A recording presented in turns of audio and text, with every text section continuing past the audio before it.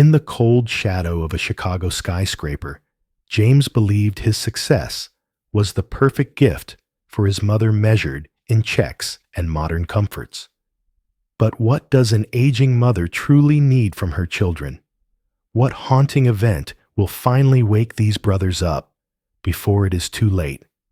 Will there be a true reunion on this snowy Christmas night, or will a late awakening leave them with a lifetime of regret? Join us for this deeply emotional journey, and please support us by subscribing to our channel. The wind in Chicago does not just blow, it screams. It weaves between the steel skeletons of the skyscrapers. It rattles the thick glass of the penthouse offices. Inside one of those offices, James sat behind a desk made of polished mahogany. He looked at his watch. It was exactly 2:00 in the afternoon. James was a man of precision. He liked things that could be measured: wealth, status, success. He opened a leather checkbook and signed his name with a flourish. $5,000. He tucked the check into an envelope addressed to a small town in Wisconsin. He felt a surge of pride. How many sons do this? He asked himself. He believed he was a good man, a dutiful son. Money was his language of love. It was a language he spoke fluently. Across the city, his younger brother Robert was stepping out of a black sedan. Robert was a man of constant motion. He walked into a high-end boutique and pointed at the largest gift basket on the shelf. "Fill it with the best," he told the clerk. "The finest chocolates, the rarest cheeses. Ship it to the countryside." Robert tapped his phone screen. The task was marked as complete. In his digital calendar, the word mother was highlighted in blue. He had fulfilled his obligation for the month. Later that day, the two brothers met for lunch at an exclusive club. The air smelled of expensive cigars and aged scotch. They talked about the stock market. They talked about their new cars. They talked about the world as if they owned it. "How is Mom?" James asked. He took a sip of his wine. "She is fine," Robert replied. "I sent her that big basket today. She has everything she needs." James nodded. "Yes, we have made sure of that. She is lucky to have us." They spoke of their childhood home as if it were a museum, a place of dusty floorboards and old memories. They did not want to go back. Why return to the silence of the farm when the city offered so much noise? They were builders of empires. They were men of the future. They did not realize that their empire was built on a foundation of sand. But there was Sarah. Sarah lived in a small apartment on the edge of the city. She did not have a mahogany desk. She did not have a driver. She had a simple wooden chair and an old telephone. Sarah remembered the cold of her early childhood. She remembered the fear of being an orphan before she was chosen. She remembered the way the woman in Wisconsin had opened the door and offered her a bowl of warm soup. That woman had given her a name. She had given her a life. Every Sunday night, Sarah sat in the silence of her kitchen. She dialed the familiar number. She did not talk about stocks. She did not talk about her career. She just listened. "Hello, Sarah?" The voice on the other end was thin. It sounded like dry leaves skittering across the pavement. "How are you, Mom?" Sarah asked. "I am fine, dear," the mother replied. James sent a check. Robert sent a basket. "I am very blessed." Sarah closed her eyes. She heard the lie. She heard the way the mother's breath hitched. She heard the long pause between the words. It was the sound of a woman who was slowly disappearing. The brothers saw the checks and the baskets. They saw the glass walls of their success. But Sarah saw the truth. She felt the distance growing, a distance that money could not bridge, a distance that was as cold as the Chicago winter. "Mom," Sarah whispered, "I will be there soon." "I know, Sarah," the mother said. "I am waiting." Sarah hung up the phone. The silence in her apartment felt heavy. She looked out at the city lights. She saw the bright towers where her brothers lived. They were so high up. They were so successful. And they were so very far away from home. The snow began to fall. It covered the steel. It covered the glass. And in a small house in Wisconsin, a mother sat by a window, watching the road, waiting for a car that never came. The snow in Wisconsin is different from the snow in the city. In the city, it is gray and hurried. But here, in the vast quiet of the countryside, the snow is a heavy white blanket. It smothers the world in silence. It piles up against the red wood of the old barn. It climbs the porch steps of the farmhouse like a cold, uninvited guest. Inside the kitchen, the air was warm. It smelled of dried herbs and the faint, sweet scent of cedar. Mary sat in her rocking chair near the wood stove. The fire crackled. The orange light danced across her wrinkled face. Her fingers moved with a steady, rhythmic grace. Click, click, click. The knitting needles were old. The silver finish had worn away long ago. But in Mary's hands, they were tools of a sacred ritual. She was working with deep blue wool, rich, heavy, warm. She was making a stocking. It was for James. She always started with the oldest. She imagined him wearing it by a fireplace. She imagined him feeling the warmth of the stitches she had placed so carefully. When the first stocking was finished, she reached for the green wool. That was for Robert. And then finally, the soft cream-colored wool for Sarah. This was her ritual of love. This was how she fought the winter. Every year, as the days grew shorter, Mary began her work. She did not knit because she needed to stay busy. She knit because it was a promise, a silent prayer that this year would be the year. This year, the gravel driveway would crunch under the weight of tires. This year, the front door would fly open. This year, the silence would be broken by the laughter of her children. Mary stood up slowly. Her knees gave a sharp protest. She walked toward a tall oak cabinet in the corner of the hallway. The wood groaned as she opened the heavy door. On the middle shelf, there was a stack. It was not a stack of blankets or linens. It was a mountain of wool. There were blue stockings, green stockings, cream stockings. 5 years of blue, 5 years of green, 5 years of cream. They were perfectly folded. They were clean. They were unused. Each pair represented a Christmas spent alone. Each pair was a testament to a dinner table with too many empty chairs. Mary reached out and touched the wool from 3 years ago. It was still soft. She did not cry. She simply closed the door. The phone on the wall began to ring. The sound was jarring in the quiet house. Mary wiped her hands on her apron and answered it. "Hello, hi, Mom. It is Robert." His voice was fast. She could hear the sound of traffic in the background. He was busy. He was always so busy. "Did you get the basket, Mom? The chocolates and the wine?" "Yes, Robert," Mary said. Her voice was steady.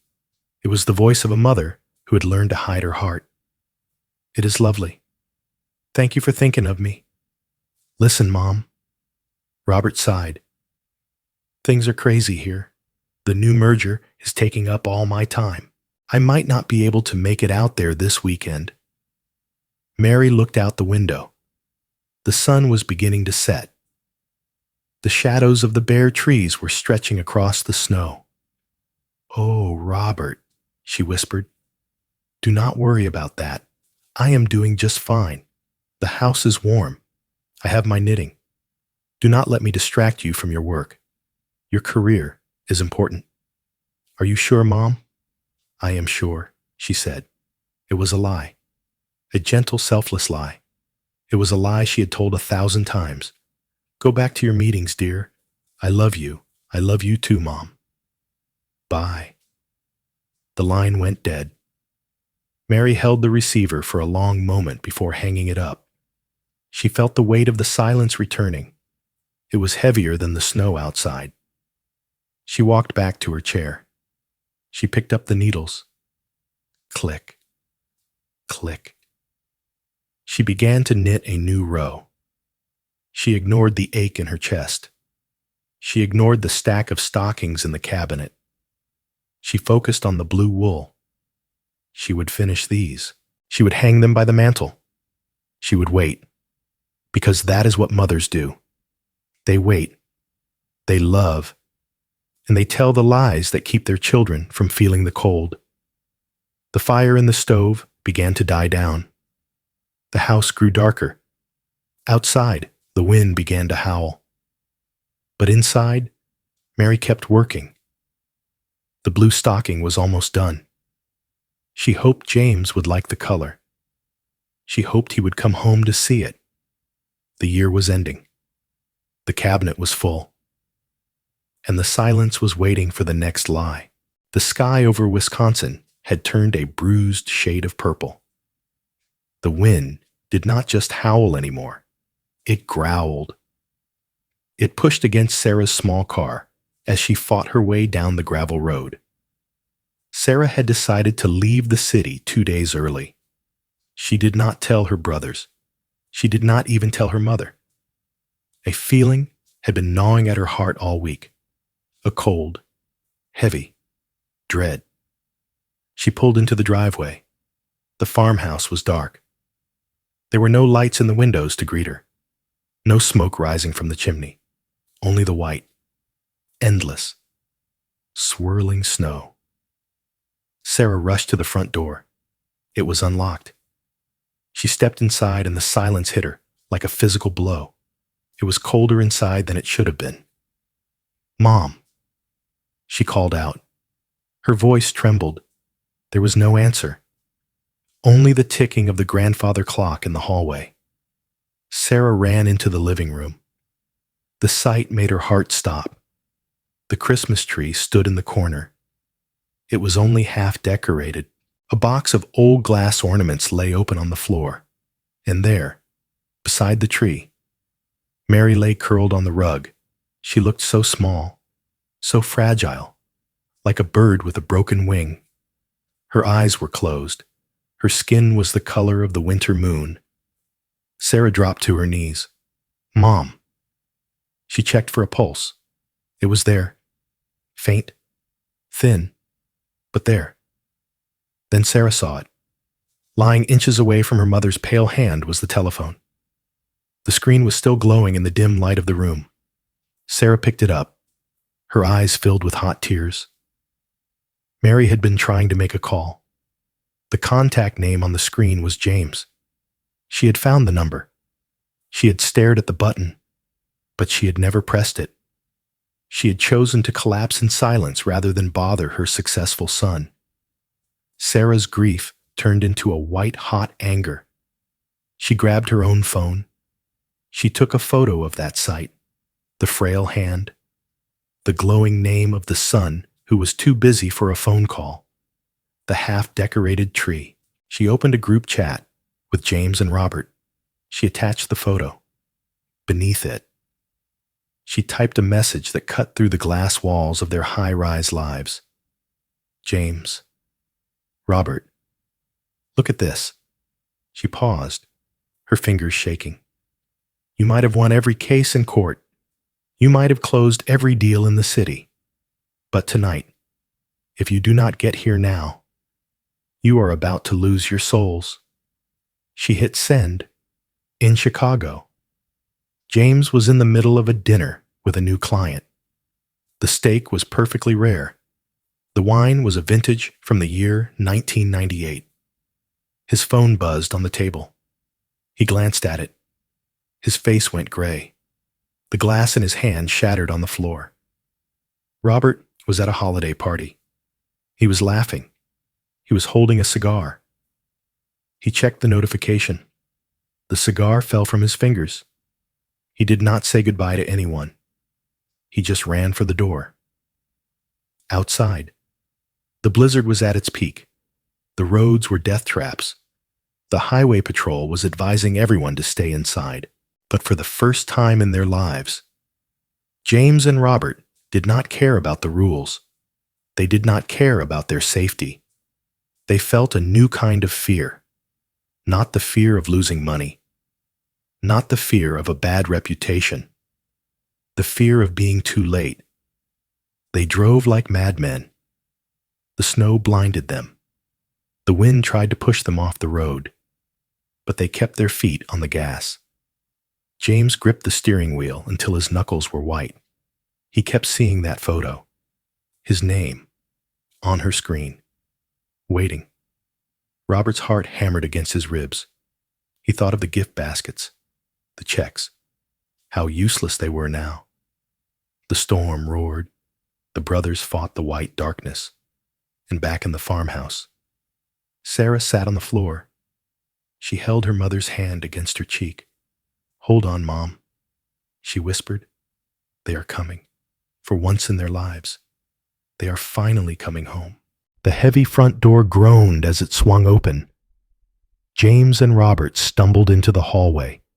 Their expensive coats were plastered with ice. Their faces were raw from the biting Wisconsin wind. They were breathing hard, panicked, desperate. Sarah stood in the archway of the kitchen. She did not move to welcome them. She simply looked at them with eyes that were weary and red from crying. "Where is she?" James gasped. "She is in the bedroom," Sarah said. "The doctor from the village is with her now." Robert started to move toward the stairs, but he stopped. Something in the kitchen caught the light. Something on the counter. He walked slowly toward the wooden island in the center of the room. James followed. There, lined up in a neat row, were 3 apple pies. They were her specialty. The crusts were braided by hand. The edges were crimped with the same fork she had used for 30 years. But they were not golden and steaming. They were covered in a thick layer of green mold. The fruit inside had shriveled. The sweet scent of cinnamon had been replaced by the sharp smell of decay. Sarah watched them stare at the pies. "She made them a week ago," Sarah whispered. Her voice was flat, cold. "She told me she had a feeling you were going to surprise her. She said she wanted the house to smell like home when you walked through the door. She waited every day. She sat by that window until the sun went down. She would not let me throw them away. She kept saying, 'Tomorrow. They will surely come tomorrow.'" James felt a physical pain in his chest. He looked at the moldy pies. He thought of the $5,000 check in his desk drawer. He realized he would give every cent he owned to go back to last Tuesday, to be the son she expected him to be. They walked upstairs. The hallway felt narrow, oppressive. The door to their mother's room was ajar. They stepped inside. Mary lay under a heavy patchwork quilt. She looked so small. Her breathing was ragged, uneven. Her eyes were half open, but they were cloudy, lost in a fog. James knelt by the bed. "Mom," he whispered.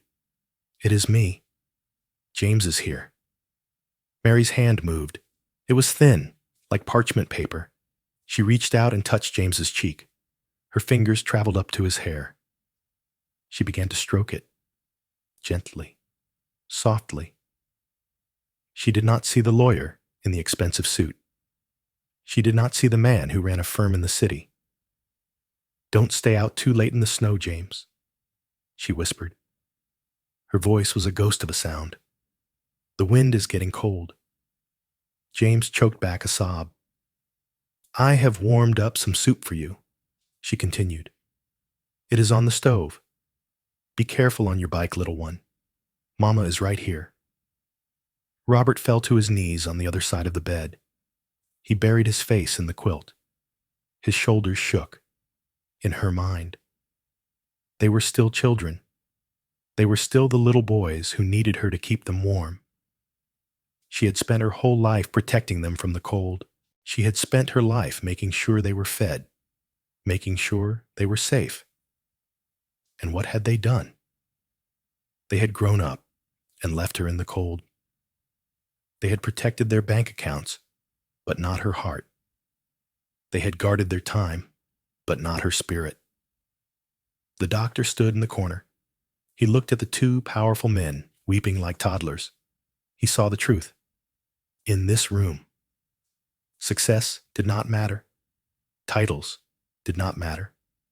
There was only a mother and her sons, and the sons were realizing they were the poorest men in the world. The silence of the room was heavy. The only sound was the wind outside, and the soft, terrifyingly slow rhythm of her breath. They stayed there, on the floor. Two giants humbled by a bowl of soup and a moldy pie. They were finally home. But the price of their return was written in every ragged breath she took. Morning came to the Wisconsin farm with a soft and golden light. The storm had passed. The world outside was a silent sea of white. Inside the house, something had shifted. A miracle had arrived on the wings of the morning. Mary opened her eyes. The cloudy fog had lifted. She saw James. She saw Robert. She saw Sarah. They were all there gathered around her bed. Good morning, Mama, James whispered. He had not slept. His eyes were dark with exhaustion, but they were filled with a light Mary had not seen in years. Mary reached out and touched his hand. This time, her touch was firm. She knew exactly who he was. I am so glad you came home, she said. Her voice was small, but it was clear. The next 3 days were a gift that no money in Chicago could buy. It was the rally. The flickering flame of a candle before it finally burns out. Mary found the strength to sit up. She even found the strength to move to the kitchen. James and Robert did not let her walk alone. They carried her as if she were made of glass. They set her in her favorite chair near the stove. On Christmas Eve, there was no fancy catering. There were no expensive gift baskets. Instead, the brothers stood in the kitchen with Sarah. James peeled potatoes. Robert chopped onions. They made the simple vegetable soup their mother had cooked for them 1,000 times. The house began to smell of cedar and broth. It smelled of life. They gathered around the old wooden table. For the first time in a decade, every chair was filled. The moldy pies were gone. In their place was a simple loaf of bread. Mary looked at her children. She did not look at their expensive watches. She did not care about their titles. She looked at the way they leaned toward each other. She looked at the way they laughed at stories from the year 1995. Do you remember the time the cow got into the garden? Robert asked. He was laughing so hard his eyes were tearing up. I remember, James said, and I remember how Mama made us stay out there until every single weed was pulled. Mary smiled. Her heart was full. The silence that had haunted this house for years was gone. It was replaced by the music of their voices. As the sun began to set on Christmas Day, Mary grew tired. The light in her eyes began to soften. The rally was ending. Help me to the sofa, she whispered. I want to see the tree. They laid her down and wrapped her in the heavy patchwork quilt. Sarah sat at her feet. James and Robert sat on the floor beside her. The Christmas tree was finally finished. The lights twinkled in the dim room. Mary watched the lights. She watched her children. She saw them talking quietly. She saw James put his arm around Robert. She saw them look at Sarah with true gratitude. They were not just brothers anymore. They were a family again. The house grew very still. The only sound was the crackle of the fire in the stove. Mary closed her eyes. She felt a deep and perfect peace. The cold was gone. The waiting was over. She took one last breath. It was slow. It was easy. And then she was gone. There was no pain. There was no fear. She passed away with a faint smile resting on her lips. She passed away knowing that her children were finally safe. They had found their way back through the storm. James felt her hand grow cold in his. He did not cry out. He simply bowed his head. The Christmas lamp was still burning in the window. Its light reflected off the fresh snow outside. The mother had left them, but she had left them together. In the quiet of that Wisconsin night, the brothers finally understood. The greatest gift their mother ever gave them was not life itself. It was the way home. The funeral was over. The mourners had all driven away. The farmhouse stood tall against the gray sky of late December. Inside, the air was still. The silence was no longer heavy or suffocating. It felt like a soft breath, a lingering goodbye. James and Robert sat at the kitchen table. The same table where their mother had sat for so many lonely nights. Sarah was in the study. She was sorting through a small wooden box of documents. She walked into the kitchen and placed a thin folder on the table. "I found these," Sarah said quietly. James opened the folder. On top were Sarah's adoption papers from the year 1992. Tucked behind them was a small leather-bound diary. The pages were yellowed. The handwriting was delicate. It was their mother's heart written in ink. James began to read aloud. His voice was thick with emotion. The entry was dated from the day they brought Sarah home. "My sons are growing so fast." The mother had written, "They are strong. They are ambitious. But I worry that the world will one day make them forget the way home." She wrote about Sarah. "I am not just giving this little girl a family. I am giving my sons a sister with a heart of gold. One day, I will be gone. On that day, my boys will need Sarah to lead them back to what truly matters. She is the thread that will keep us from unraveling." James stopped reading. He looked at Sarah. For years, he had seen her as the little sister who stayed behind, the one who did not quite fit the high-powered image of the family. Now he saw the truth. She was the strongest of them all. She was the anchor. James looked at his wrist. The gold watch was heavy. It was a symbol of every hour he had spent chasing a career. He unbuckled the strap. He placed the watch face down on the table. Robert looked at his phone. The screen was lighting up with emails and notifications. People in the city were demanding his time. He pressed the power button. He held it until the screen went black. The world could wait. James stood up and walked into the hallway. He opened the oak cabinet. He reached in and took out 3 pairs of stockings: the blue, the green, the cream. He walked back into the living room. He handed the green pair to Robert. He handed the cream pair to Sarah. He kept the blue ones for himself. "These belong to us," James said. They sat down together on the rug by the fireplace. The wood popped and hissed. The orange flames cast long shadows on the walls. "Do you remember the year 1998, Robert asked. "The year we tried to build a fort in the hayloft?" James laughed, a real honest laugh. "I remember. We thought we could live there forever. They talked for hours. They did not talk about money.